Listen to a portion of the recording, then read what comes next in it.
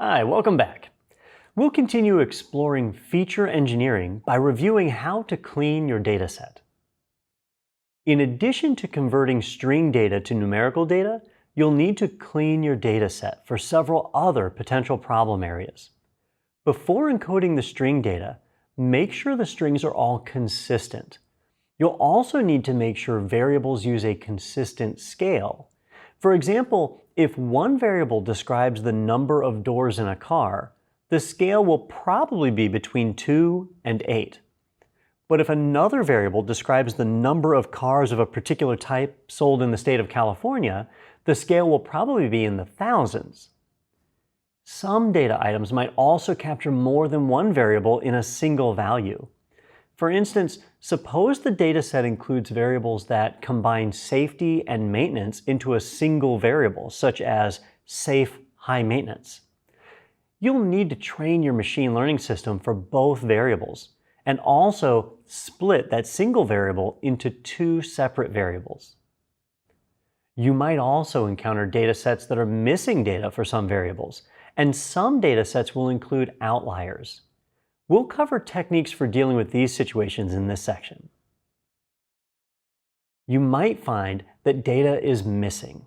For example, some columns in your dataset could be missing data because of a data collection error, or maybe data wasn't collected on a particular feature until the data collection process was underway. Missing data can make it difficult to accurately interpret the relationship between the related feature and the target variable. So regardless of how the data ended up being missed, it's important for you to deal with this issue.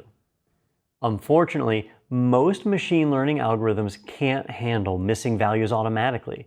You'll need to use human intelligence to update missing values with data that's meaningful and relevant to the problem. Most Python libraries for data manipulation include functions for finding missing data.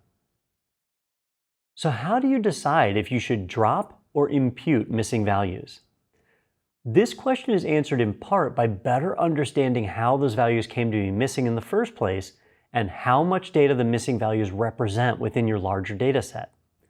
For instance, say the missing values are randomly spread throughout your data set and don't represent a larger portion of its respective row or column.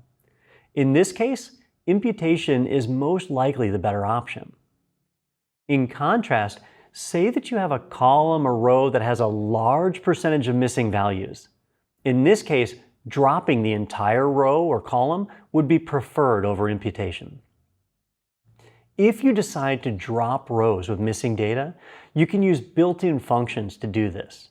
For example, Pandas dropNA function can drop all rows with missing data, or you can drop specific data values by using a subset.